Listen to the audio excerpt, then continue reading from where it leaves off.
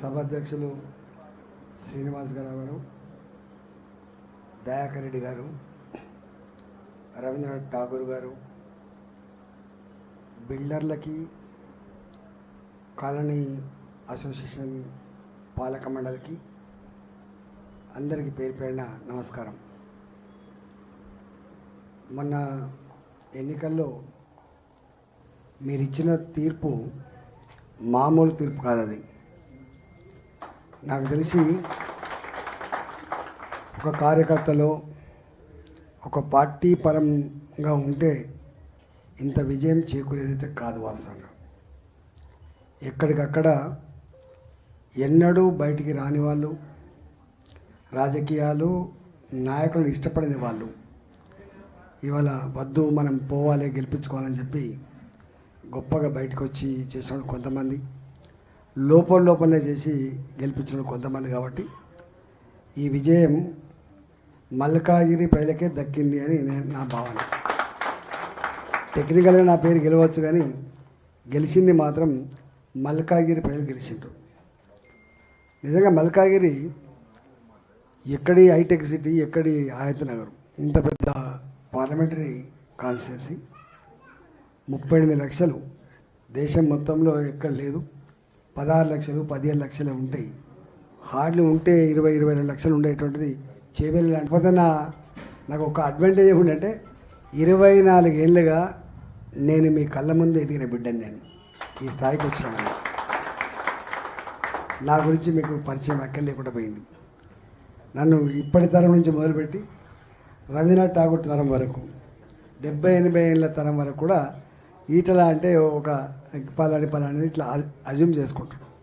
కాబట్టి జనరల్గా ఇంతకుముందు వాళ్ళు అన్నట్టుగా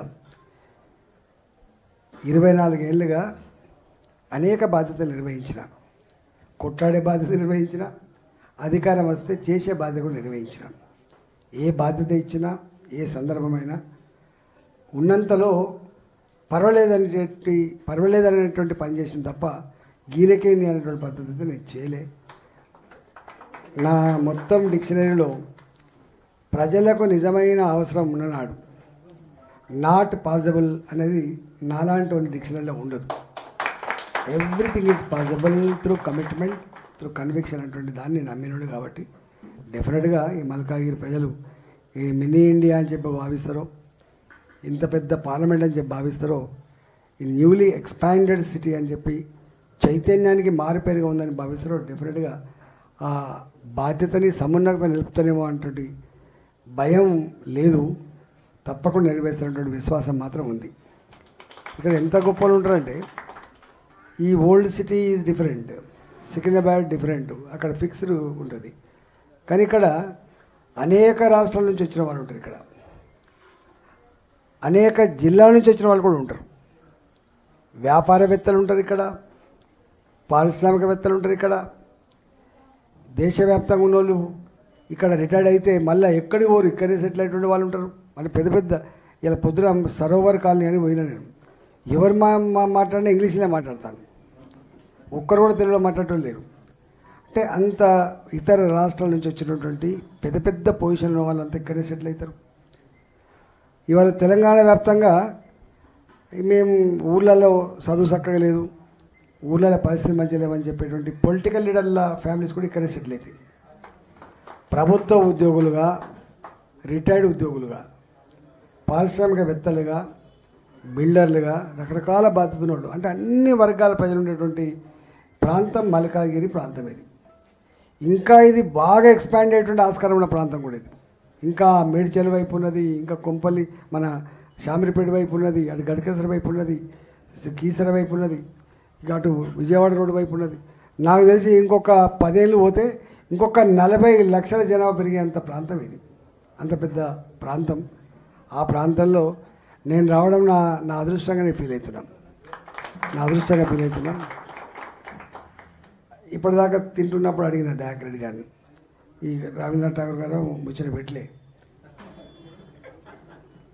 మీకు క్రక్స్ ఆఫ్ ద ఇష్యూ ఏందో తెలుసు, మీకు దానికి పరిష్కారం ఏందో కూడా మీకు తెలుస్తుంది. శ్రీనివాస గారు కొంచెం గంట కొట్టినట్టు చెప్పిండు, అంటే ఉన్నంతలో చెప్పిండు. నేనేమంటున్నా, ఎప్పుడు కూడా ప్రభుత్వాలు అనేటివి చాలా చిన్నవి, ప్రజలు చాలా పెద్దవాళ్ళు. ప్రజల సహకారం లేకుండా ప్రభుత్వాలు ఏమీ చేయజాలవు, గుర్తుపెట్టుకోండి. ఇప్పుడు ఈ టెంపుల్ ఉంది, ప్రభుత్వం కడుతుందా? ఓ 4 సంవత్సరాలు 3 సంవత్సరాలు అనేక మంది పెద్దలు కూడబలుకొని త్యాగం చేస్తే వచ్చింది ఆ టెంపుల్. కానీ ఇక్కడ దాతృత్వానికి కొదవలేని ప్రాంతం ఇది. ఈ దేశంలో దాతృత్వానికి కొదవలేదు. రెండవది, మంచి పనికి ఎవరైనా ముందుకు వచ్చి సాయం చేసే నేచర్ ఉన్న ప్రాంతం ఇది. మూడవది, ఒకవేళ ప్రభుత్వాలు కనుక సెన్సిటైజ్ చేయగలిగితే, ఇన్వాల్వ్ చేయగలిగితే, మీరే గొప్పలని చెప్పగలిగితే 100% మీరే భుజాల మీద తీసుకొని చేయగలిగినటువంటి శక్తి ఉన్న వాళ్ళు కూడా ఉన్నారు ఇక్కడ. కానీ ఆ ప్రజాప్రతినిధులకు ఆ తీరిక లేదు, ఆ అధికారులకు అవసరం కూడా లేదు. వాళ్ళ పని వాళ్ళకు, ఎవడు పట్టించుకోనప్పుడు మాకేందని చెప్పి మీరు అనుకుంటారు. కానీ నా దృష్టిలో ఒకసారి వరదలు వచ్చి డ్యామేజ్ అయితే వ్యక్తుల సంపద డ్యామేజ్ అయినట్టుగా ఫీల్ అవుతారు. నేను వ్యక్తుల సంపద డ్యామేజ్ అయినట్టు ఫీల్ కాను, వ్యవస్థకు సంబంధించిన సంపదనే డ్యామేజ్ అవుతాయి.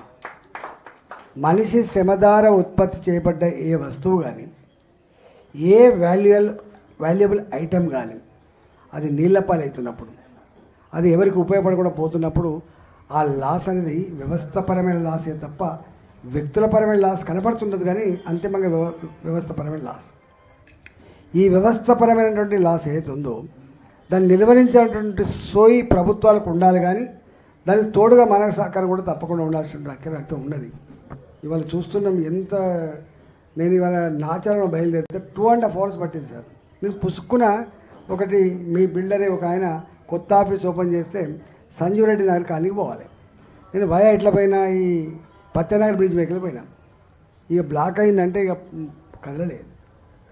అంటే ఎన్ని వేల కోట్ల రూపాయల సంపద వృధా అవుతుందో చెప్పలేము. మనం అనుకుంటాం ఈ బ్రిడ్జిలు కట్టేది, ఈ రోడ్లు వేసేది, ఈ ఇళ్ళకి కంపెన్సేషన్ ఇచ్చేది ఎన్ని వేల కోట్లు అవుతుందో. కానీ ఎవ్రీ డే ఇక్కడ అదనంగా కాలుతున్న డీజిల్ కావచ్చు, పెట్రోల్ కావచ్చు, లేదా మానవ శ్రమను కనుక విలువ కడితే ఆఫీసులో అలసిపోయిందేమో కొంత, కానీ రోడ్ల మీద అలసిపోడు దానికి డబుల్ అలసిపోయిన సందర్భాలు కూడా చూస్తున్నాం. మానవ సంపద ఎట్లా వృధా అయిపోతుంది చూడండి. తద్వారా ఉత్పన్నమైనటువంటి పొల్యూషన్ తోటి నష్టపోయినటువంటి వాళ్ళు శ్వాసకోశ వ్యాధులు అనేటువంటి కామన్ అయిపోయినాయి. హైదరాబాద్ ఎంత పెద్ద నగరం, ఇంత పెద్ద టెక్నాలజీ, ఇంత పెద్ద సంపద బంగ్లాలు ఉన్నప్పటికి కూడా ఎక్కడ చూడు ఇలా ఈ శ్వాసకోశమైనటువంటి వ్యాధులు విపరీతంగా వస్తున్నాయి చూస్తూ ఉన్నాం. కాబట్టి ఇవన్నీ సింక్రనైజ్గా చేయగలిగితేనే, ఇవన్నిటి మీద దృష్టి పెట్టగలిగితేనే తప్పకుండా అవుతుంది. ఈ 100 కోట్లు అయితే ఇప్పుడు ఎందుకు కట్టాలి, ఈ 50 కోట్లు అయితే కంపల్సరీ చేయాలని ఎవరైనా ఆలోచన చేస్తే ఈ అంతకంటే మురుకుడు ఇంకొండేడు. అందుకని నేను చాలాసార్లు అంటున్నా, అన్నిటికంటే ముఖ్యంగా తెలివి, తర్వాత కమిట్మెంట్ ఎవరికి ఉండాలి తెలుసా? పాలకులకు ఉండాలి. జనరల్గా మనం ఏమనుకుంటామంటే రాజకీయ నాయకులు అంటే ఎక్కడ పనికిరాని వాళ్ళు రాజకీయ నాయకులు అవుతారనే భావన ఉంటుంది. దురదృష్టవశాత్తు స్కూళ్ళల్లో కూడా ఎవరైనా మంచిగా చదువుతున్నావు, వాడు ఇంజనీర్ కారా, నువ్వు ఐఏఎస్ ఆఫీసర్ అవుతావు, నువ్వు ఐపీఎస్ ఆఫీసర్ ఆశీర్వదిస్తాడు. ఇక జర కడవేసుకొని దండేసుకొని దాదాగిరి చేసి నగలు కొట్టున్నావు రాజకీయ నాయకుడు అయితే పోరా అంటాడు. అంటే ఎవరికి వేస్తాం మనం, ఎవరికి ఓట్లు వేస్తాం మనం, ఎవరు నాయకులు కావాలి. ఇంజనీర్ ఫెయిల్ అయితే ఒక బిల్డింగ్ కూలిపోతే కావచ్చు, బ్రిడ్జ్ కూలిపోతే కావచ్చు.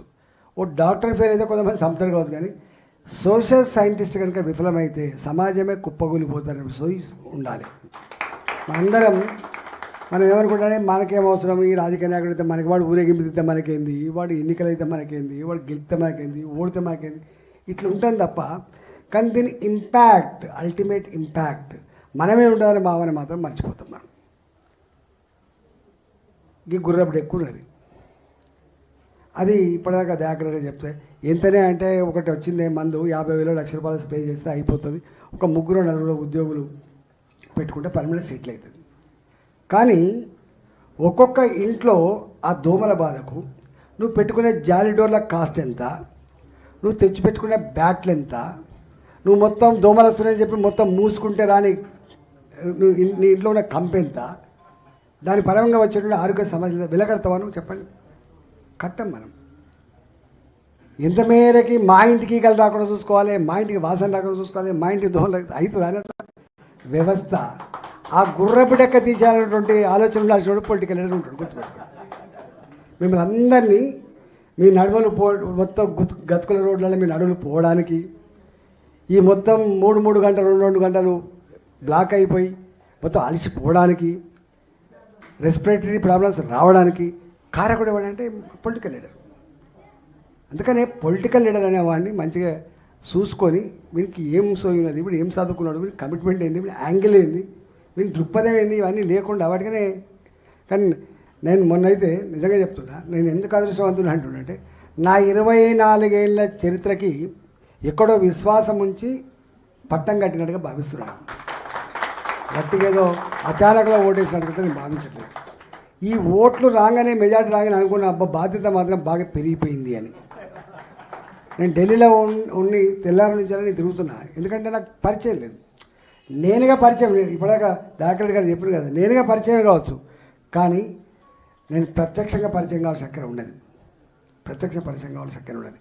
అందుకని నేను ఇప్పుడు పోయినసారి ముఖ్యమంత్రి ఉండే పాపం గెలిపించింది, ఏదో పాపం కొట్లాటోడు, ప్రజాస్వామ్యం బ్యాలెన్స్గా ఉండాలి, కొట్లాటోడు కూడా ఉండాలి అని పక్కన వేసాను.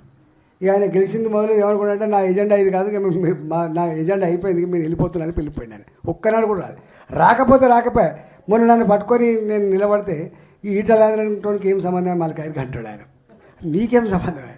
నన్నన్నా కనీసం అక్కడ నిలబడితే ఆదిలాబాద్ నుంచి మొదలు పెడితే అల్లంపూర్ వరకు, ఆ భద్రాచలం నుంచి మొదలు పెడితే ఇక్కడ పరిగి వరకు రాయంద్రన్న అని చెప్పి 10 నిమిషాలు 50 వెహికల్ ఆగుతాయి అన్న, ఒక ఫోటో దిగాని పోతుంది. నీకేం సంబంధమే? సంబంధం ఉంది దానికి చెప్పండి. నేను తెలంగాణ ఉద్యమ బిడ్డగా 14 ఏళ్ళు ఉన్నా, నేను ఓ ఆర్థిక మంత్రిగా పనిచేసిన, ఓ ఆరోగ్య శాఖ మంత్రిగా పనిచేసిన కష్టకాలంలో. నువ్వేం చేసినావు? గాయన నన్ను పట్టుకొని ఈ ఈటలందరికీ మలకారికి ఏం సంబంధం అంటారు ఆయన. నవ్వుకున్నారు. అంటే రాజకీయాలు చేయి, ఏది పడుతుంది ఎప్పుడు పడితే అది మాట్లాడితే చెల్లుతున్నటువంటి జ్ఞానం లేనటువంటి రాజకీయ నాయకుడు కష్టమవుతుంది. అందువల్ల నేను మీకు హామీ ఇస్తున్నా, నేను పీపుల్ ఓరియంటెడ్ పాలిటిక్స్ ఉండాలని కోరుకుంటున్నాను. నేను power oriented, money oriented politics ఉండద్దని కోరుకునేవాడిని. కాబట్టి నేను చేస్తే మేలే చేస్తే తప్ప మీకు ఎక్కడ కీడి చేయను. గుర్తుపెట్టుకోండి, ఎక్కడ కూడా కింద నేను కీడి చేసే ప్రయత్నం చేయను. నాదో టైపు.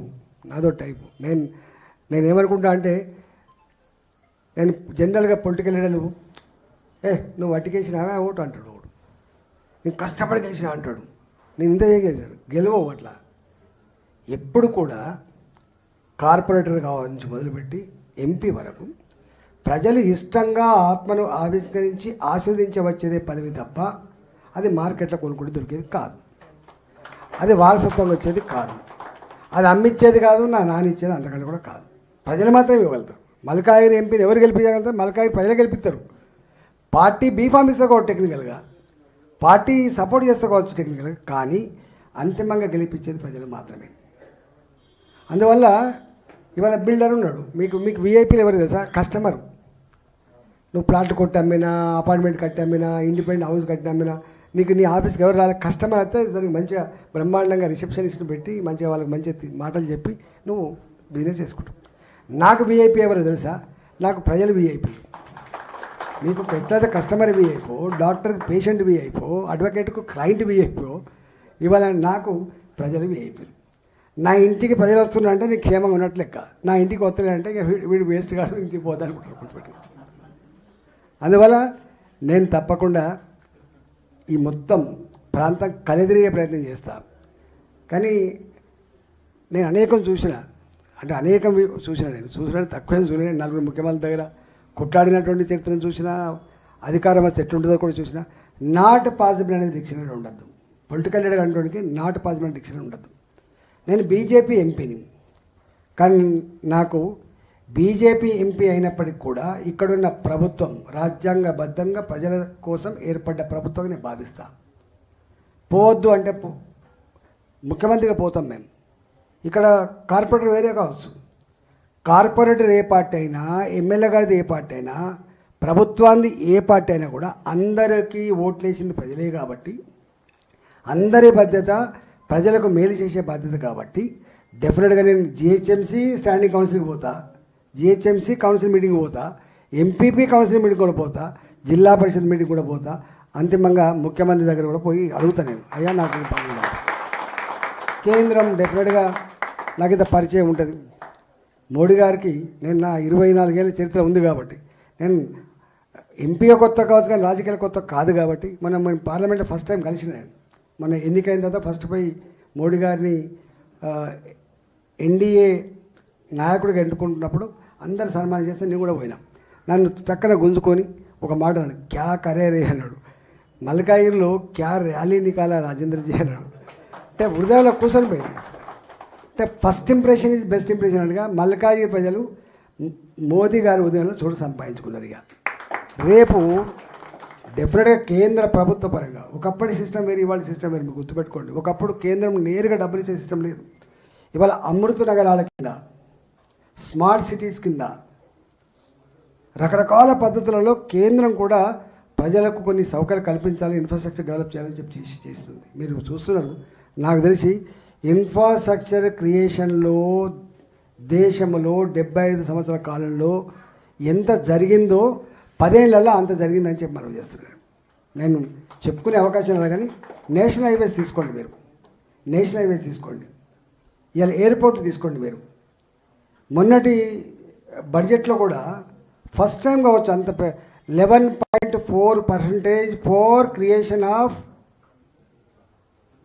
ఈ ఇన్ఫ్రాస్ట్రక్చర్ అని పెట్టి, ఎప్పుడు ఉండదు అంత బడ్జెట్లో, ఏదో మిగిలితే ఇంత దేశారు కానీ అట్లా. అంటే national highways, hospitals, medical colleges, ఇవాళ ఎన్ఐటి లాంటి ఇన్స్టిట్యూట్స్, ఇవన్నీ పెద్ద ఎత్తున వచ్చినాయి. 140 కోట్ల జనాభా. కొన్న కరోనా వచ్చినప్పుడు ఎంత హీనంగా మాట్లాడండి, చాలా ఎంత బాధ అనిపించింది మనకు. చైనా కాబట్టి తట్టుకోగలిగింది, అమెరికా కాబట్టి అది ఆర్థికంగా ఎదిగిన కంట్రీ కాబట్టి తట్టుకోగలిగింది, భారత్ లాంటి ప్రాంతాల కనుక వస్తే శవాల గుట్టలైతే అని చెప్పి హీనంగా మాట్లాడిన మాటలు ఇప్పటికి మనం మర్చిపోం. మనం శవాల గుట్టలు కాలే. ఎక్కడే అంటే దిక్కులేని వాళ్ళకు దేవుడే దిక్కు అన్నట్టుగా 130-140 కోట్ల జనాభా. తెలంగాణలో ఒక పేషెంట్ వచ్చినాడు, నిజంగా కూడా మా దగ్గర పీపీ కిట్లు అంటే ఏందో తెలియదు మాకు, ఐసీ బెడ్లు లేవు, ఏమీ లేవు, డాక్టర్లు కథ లేవు, చాలా బాధగా ఉండే. అంటే గక్కడి నుంచి అది సృష్టించింది. అంటే ధైర్యాన్ని ఇచ్చే నాయకత్వం కావాలి, ధైర్యాన్ని ఇచ్చే నాయకత్వం కావాలి, పీపుల్ని డ్రైవ్ చేసే నాయకుడు కావాలి, పీపుల్ని సెన్సిటైజ్ చేయాలి, పీపుల్ని ఇన్వాల్వ్ చేయాలి. కరోనాలో తనకు కొంత నష్టమైంది కానీ సెన్సిటైజ్ చేయడంలో సఫలమైనటువంటి వ్యక్తి మోడీ గారు. ఇవాళ పెద్ద ఎత్తున మీరు ఊహించరు, కరోనా కంటే ముందు మేము 10 రోజులకు ఒకసారి వారితో ఇంటరాక్ట్ అయ్యింది. మేము వీడియో కాన్ఫరెన్స్లో చాలా అంశాలు చెప్పేది. భయపడద్దు, అధైర్యపడితే ప్రజలు భయానికే చచ్చిపోతారు, గత్తర వచ్చిందంటే భయానికే చచ్చిపోతారు అని చెప్పి ధైర్యం ఇచ్చి అనేక రకాల చేసి, మీకు తెలుసో తెలియదు, ఇవాళ all India institute of medical sciences స్వతంత్రం వచ్చినప్పటి నుంచి మోడీ గారు వచ్చే వరకు 3 ఉండే. ఒకటి జవహర్లాల్ నెహ్రూ గారు ఇచ్చిండు ఢిల్లీలో, ఒకటి వాజ్పేయి ఇచ్చిండు, ఒకటేమో మన్మోహన్ సింగ్ గారు ఇచ్చిండు. 16 all India institute of medical science వచ్చినాయి మోడీ గారి పీరియడ్లో. 16 అంటే ఎగ్జాంపుల్ చెప్తున్నా. అంటే చాలా రంగాల్లో అభివృద్ధి చెందినం. అంటే మోడీ గారికి మొత్తం దేశవ్యాప్తంగా ఇక్కడ మా ప్రభుత్వం ఉందా లేదా అనే సంకుచితమైన ఆలోచన లేదు. రాష్ట్రాల అభివృద్ధిలోనే దేశ అభివృద్ధి ముడిపడి ఉందని చెప్పినటువంటి నాయకుడు మోడీ గారు. మనమున్నాం ఇవాళ దేహం, భారతదేశం అనేది ఒక దేహం లాంటిదంటే ఇలా కాలుకు ములిగినా చేయికి ములిగినా నొప్పి లేస్తుంది. ఇవాళ తెలంగాణ అడక తిందంటే మంచిగా ఉంటుందా? అందుకని అనేక రకాల నిబంధనలు ఉంటాయి, పద్ధతులు ఉంటాయి, కంట్రోల్ చేసే మెకానిజం కూడా ఉంటుంది. ఇక జోలికి నేను పోను, కానీ నేను మీకు హామీ ఇస్తున్నా. అయితే ఇక్కడ దయాకర్ రెడ్డి గారిని అడిగితే చెప్పిండు చాలా మటుకు సమస్య పరిష్కారమైందని చెప్పిండు. హైదరాబాద్లో 4 ఇష్యూస్ చాలా సీరియస్ ఇష్యూస్.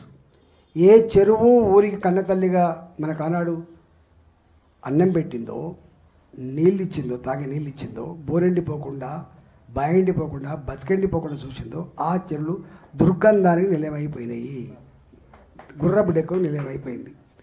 ఆ చెరువును మనం కాపాడుకోవాలి. అది మళ్ళీ సేదతీరే కేంద్రంగా అది విలసిల్లాలన్నటువంటి సంకల్పం ఉంది. ఎంతమేరకు చేయగలుగుతామనేది తప్పకుండా చేయాల్సిన, అది తప్పకుండా చేయాల్సింది. ఎందుకంటే దాని ద్వారా వచ్చే సమస్యలు ఎన్ని ఉన్నాయో అది నాకంటే ఎక్కువ మీరు అనుభవిస్తారు. రెండో అతి ముఖ్యమైన సమస్య ఏంటంటే ఇక్కడ ఎంప్లాయ్మెంట్ జనరేషన్ విపరీతమైన సమస్య ఉంది. ఇప్పుడు నేను చూస్తున్న 6 నెలలు అవుతుంది, మొత్తం ఆగిపోయింది, స్టాండిస్టిల్ అయిపోయింది. ఈ హైదరాబాద్కి గుండెకాయ లాంటి వ్యాపారం రియల్ ఎస్టేట్ వ్యాపారమే. ఎందుకంటే నేను ఢిల్లీ పోయినా, కాశీకి పోయినా, నేను లేకపోతే అయోధ్యకు పోయినా, నేను 9 గంటల రాత్రి కూడా వేడిగాళ్ళు వచ్చి చెంపలు కొడితే ఇట్లా మంటకాడు ఉన్నట్టు అనిపిస్తుంది. The beauty of Hyderabad is 6 గంటలు 46 డిగ్రీల ఎర్రటి ఎండ మధ్యాహ్నం ఉండి 6 గంటలు అయిందంటే అంత ఇంత చల్లడి గాలితో సేద తీరేటువంటి నగరం హైదరాబాద్ మాత్రమే. గుర్తుపెట్టారు, బెంగళూరు, హైదరాబాద్ మాత్రమే. అందుకని ఇక్కడికి వచ్చిన వాళ్ళు, ఇక్కడ అలవాటు పడ్డోళ్ళు, ఎందుకంటేనేమో గండిపై నీళ్ళు పడ్డాయిగా, గండిపై నీళ్ళు తాగినోడు ఇట్లా అయిపోయిందని ఎట్లా అంటారో, హైదరాబాద్కి వచ్చినోడు ఇలా ఎక్కడ బయటికి పోయే పరిస్థితి లేదు. కాబట్టి ఇక్కడ ముఖ్యమైన రంగం మన కరోనాలో మేము లెక్కలు తీస్తే 15 లక్షల మందికి ఎక్కువ కంపెనీలలో అందులో రియల్ ఎస్టేట్ ఈ కన్స్ట్రక్షన్లో పనిచేస్తున్నారు అని అప్పుడు లెక్కలు తెలియదు. ఎందుకంటే మేము వాళ్ళు వలసలు పోతున్నప్పుడు లెక్కలు ఇచ్చినప్పుడు తెలియదు. అంత పెద్ద ఇది. దీనికి క్యాస్కేడింగ్ ఎఫెక్ట్ ఉంటుంది. చాలామందికి అర్థం కాదు, క్యాస్కేడింగ్ ఎఫెక్ట్ ఉంటుంది.